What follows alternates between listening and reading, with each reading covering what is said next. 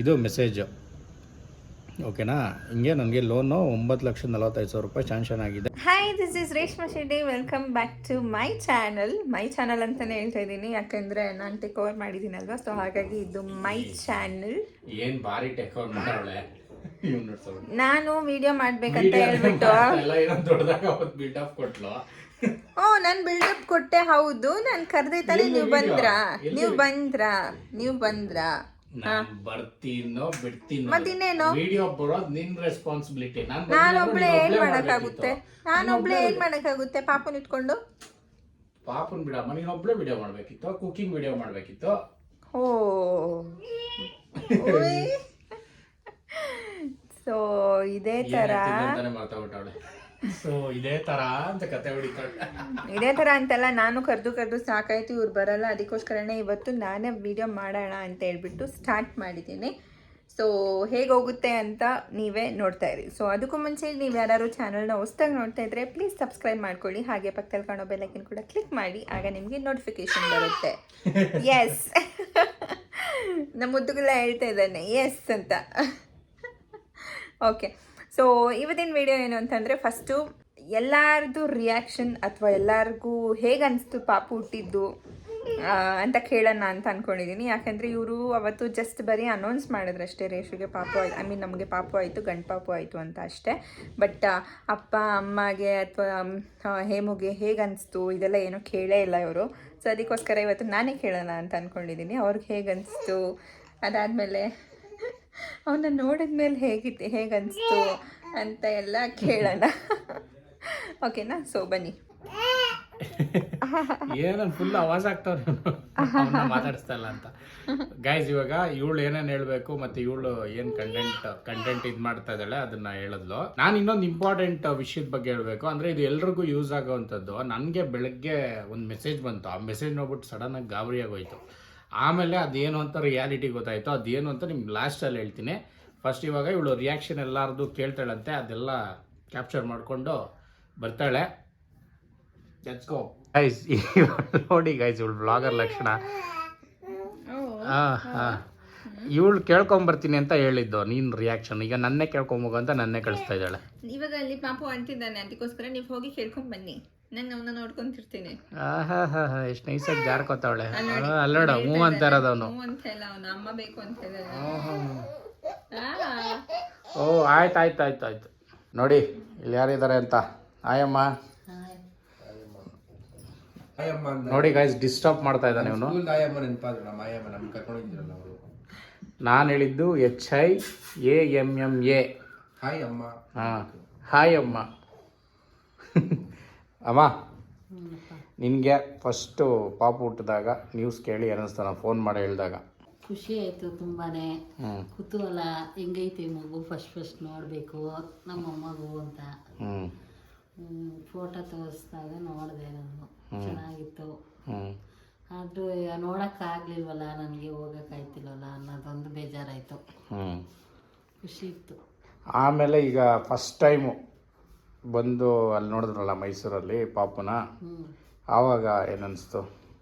ಅಂದರೆ first time ನೋಡುವಾಗ ಆಸೆ ಎತ್ಕೊಬೇಕು, ಖುಷಿ ಇತ್ತು, ಜೋಶ್ ಇತ್ತು. ಆಮೇಲೆ ನೋಡಿದಾಗ ಯಾವ ಥರ ಅನಿಸ್ತಾ ನಿನಗೆ? ಯಾವ ಥರ ಕಾಣಿಸ್ತಾ ಇದ್ದ? ಯಾವ ಥರ ಅಂದರೆ ಅಂದರೆ ಇವಾಗ ಅಂದರೆ ಅಮ್ಮನ ಥರನೂ ಕಾಣಿಸ್ತಾನೆ, ಒಂದೊಂದ್ಸರಿ ನಿನ್ನ ಥರನೂ ಕಾಣಿಸ್ತಾನೆ. ಫಸ್ಟ್ ನೋಡುವಾಗ ಯಾವ ಥರ ಕಾಣಿಸ್ತಾ? ಫಸ್ಟ್ ನೋಡುವಾಗ ನಿನ್ನ ಥರ ಕಾಣಿಸ್ತಾ. ಇವಾಗ ರೇಷನ್ ಥರನೂ ಕಾಣಿಸ್ತಾನ? ಇವಾಗ ಅವ್ರ ಅಮ್ಮನ ಥರನೂ ಕಾಣಿಸ್ತಾನೆ. ಬೆಳೆ ಮಕ್ಕಳು ಚೇಂಜ್ ಆಯ್ತಾರಲ್ಲ. ಓಕೆ. ಓಕೆ. ಮತ್ತೆ ಥ್ಯಾಂಕ್ ಯು. ಓಕೆ, ನೋಡಿ ಇಲ್ಲಿ ನಮ್ಮ ಅಪ್ಪ ಅವ್ರು ಇದ್ದಾರೆ. ಆಯಪ್ಪ, ಏನಪ್ಪ ಸಮಾಚಾರ ನಿನಗೆ? ಈಗ ಸೇಮ್ ಕ್ವಶನ್ ಅಮ್ಮಂಗೆ ಏನು ಕೇಳೋದನ್ನ ಅದೇ. ನಿನಗೆ ಫಸ್ಟು ನ್ಯೂಸ್ ಕೇಳಿ ಪಾಪು ಹುಟ್ಟಿದ್ದು ಏನು ಅನಿಸ್ತು?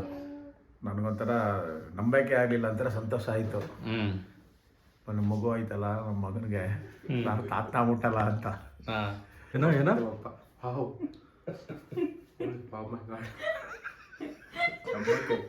ನಮ್ಮ ಅಪ್ಪನ ರಿಯಾಕ್ಷನ್ ಅಂತ ಇವನು ತೋರಿಸ್ತಾರೆ. ಈ ಸುಮ್ಮನೆ ರೇಗಿಸ್ಬೇಡ, ಹೇಳಪ್ಪ. ಆಮೇಲೆ ಬರಬೇಕು ಅಂತ ತುಂಬ ಆಸೆ. ಅದ್ರ ಅಮ್ಮನಿಗೆ ಕಾಲು ಈ ಥರ, ಅದರಿಂದ ನಾನು ಬರೋಕ್ಕಾಗಲಿಲ್ಲ.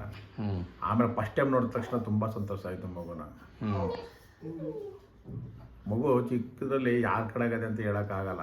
ಅದು ಬೆಳವಣಿಗೆ ಮೇಲೆ ಫೇಸ್ ಕಟ್ ಚೇಂಜ್ ಆಯ್ತಾ ಹೇಳ್ಬೋದು. ಹಂಗ ನಾನು ತಿಳ್ಕೊಂಡೆ ನಾನು ತಾತನ ಅದೇ ಅಂತ. ನನಗೂ ವಯಸ್ಸಾಯ್ತು ಗೊತ್ತಾಯ್ತು. ನೋಡಿ ನಮ್ಮಮ್ಮ ನಗ್ತಾವ್ರೆ. ನೀವಪ್ಪ ಯಾವಾಗ ಹೇಳ್ತಾ ಇತ್ತು ನಮ್ಮ ಮೊಮ್ಮಗನ ಎತ್ಕೋಬೇಕು ಮೊಮ್ಮಗನ ನೋಡ್ಬೇಕು ಅನ್ಕೊಂಡು ಹೇಳ್ತಾ ಇತ್ತು. ಆಯ್ತಲ್ಲ, ಆಸೆ ನೆರವೇರ್ತಲ್ಲ. ನೋಡಿ ಗಾಯ್ಸ್, ಫೈನಲಿ ಚಿಕ್ಕಪ್ಪನ ಪೋಸ್ಟ್ ಸಿಕ್ಕಿದೆ. ನನಗೆ ಸಿಕ್ಕಾಪಟ್ಟೆ ಖುಷಿ ಆಯಿತು ಫೋನ್ ಮಾಡಿಬಿಟ್ಟು ಹೇಳಿದ ತಕ್ಷಣ. ಆಮೇಲೆ ಫೋಟೋ ನೋಡಿದ ತಕ್ಷಣ ಮಗುದು ಇನ್ನೂ ಖುಷಿ ಆಗೋಯ್ತು. ಯಾವಾಗ ಮೈಸೂರಿಗೆ ಹೋಗಿ ನೋಡ್ತಿರೋ ಮಗುನ ಎತ್ಕೊತಿರೋ ಅದು ಫಸ್ಟು. ಅಂದರೆ ನಮ್ಮ ಅಣ್ಣ ಏನು ಜೊತೆಲೇ ಇದ್ದು ಎಲ್ಲ ಓಡಾಡ್ಕೊಂಡಿದ್ರಿ, ಸಡನ್ಗೆ ಎಲ್ಲ ಮದುವೆಗಿದ್ವೆಲ್ಲ ಆಗಿ ಅಪ್ಪನೇ ಆಗೋದಲ್ಲ. ಮಗು ಬೇರೆ ಅದೊಂಥರ ಸಖತ್ ಫೀಲಿಂಗು, ಒಳ್ಳೆ ಖುಷಿ ಕೊಡ್ತು ಅಷ್ಟೇ. ಇವಾಗ ನನಗೆ ಅವನು ತುಂಬ ಇಷ್ಟ ಪಾಪುನ. ಯಾವಾಗ ನೋಡ್ಕೊಂಡು ನಮ್ಮ ಜೊತೆಲೇ ಇರ್ಬೇಕಂತ ಅನ್ಸುತ್ತೆ. ಸಿಕ್ಕಾಪಟ್ಟೆ ಖುಷಿ ಇದೆ. ಫಸ್ಟ್ ನೋಡಿದಾಗ ಯಾರ ಥರ ಇದ್ದಾನೆ ಅಂತ ಫಸ್ಟ್ ನೋಡಿದಾಗ ಇವಾಗ ನಿಂತಾನೆ ನಿಂತಾರನೇ ಇರೋದು. ಚೆನ್ನಾಗವನೆ ಗುಂಡಾಗಿ ಗುಂಡಾಗಿ ಅಂತ ಮೂಗು ಮಾತ್ರ ಪ್ರಿಂಟ್. ಹೆಂಗ್ ನೋಡ್ತಾರೆ ನೋಡಿ, ಇಲ್ಲೇ ನೋಡ್ತಾನೆ. ನಾನು ತೋರಿಸ್ತಾ ಇರಲ್ಲ ಕ್ಯಾಮ್ರಾದಲ್ಲಿ ಅಂತ. ಸಿಕ್ಕಾಪಟ್ಟೆ ಖುಷಿ ಆಯ್ತಪ್ಪ. ಅದೊಂದು ಫೀಲು ಒಂಥರ ಚೆನ್ನಾಗಿತ್ತು. ಇದು 4 ಕಾಲಕ್ಕೆ ನೀನು ಡೆಲಿವರಿ ಆಯಿತು ಅಂತ ಹೇಳಿದ್ಮೇಲೆ 5:30 ಗಂಟೆ ಎಂಜಾಯ್ ಮಾಡವ್ರಿ ನಾವು. ಹೌದಾ?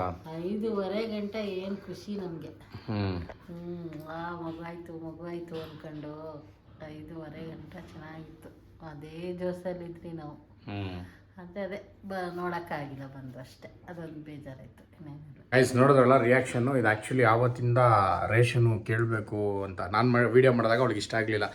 ಸಿಂಪಲಾಗಿ ಮುಗಿಸ್ಬಿಟ್ಟಿದ್ಯಾ, ಅವ್ರು ಇನ್ನೂ ಡೀಟೇಲಾಗಿ ಕೇಳಬೇಕಿತ್ತು ಅಂತೆಲ್ಲ ಹೇಳ್ತಾ ಇದ್ಲು. ಏನಲ್ಲಿ ಅವಳಿಗೂ ಖುಷಿಯಾಗಿರುತ್ತೆ ಈಗ ಅವರೆಲ್ಲ ಹೇಳಿದ್ನೆಲ್ಲ ಕೇಳಿಸ್ಕೊಂಡು.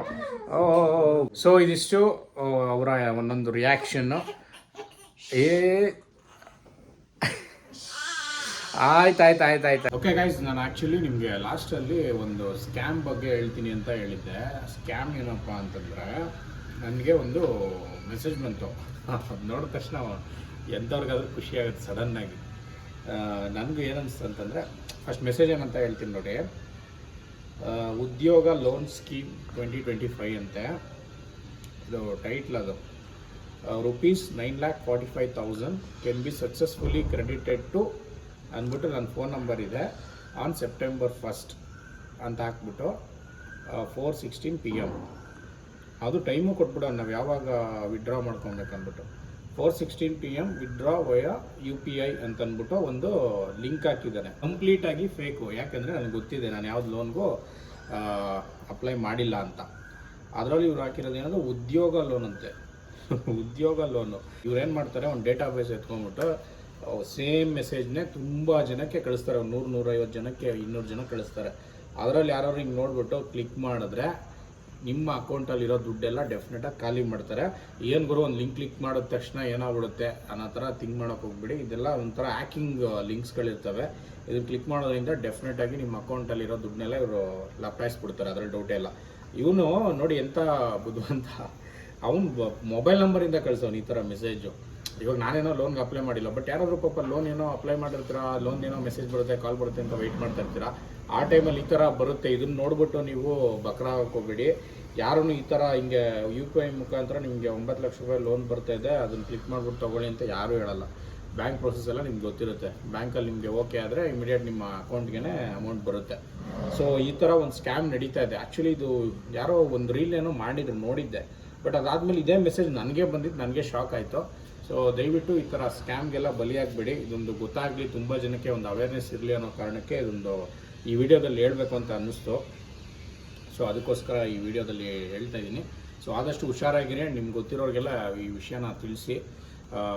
ಸೊ ಇದೊಂದು ವಿಡಿಯೋ. ಆ್ಯಂಡ್ ಸ್ಟಾರ್ಟಿಂಗಲ್ಲಿ ಅಪ್ಪ ಅಮ್ಮ ಪಾಪು ಬಗ್ಗೆ ಎಲ್ಲ ಹೇಳಿದ್ದು ಖುಷಿ ಆಯಿತು. ಆ್ಯಂಡ್ ಏಮೂನು ಹೇಳ್ದ.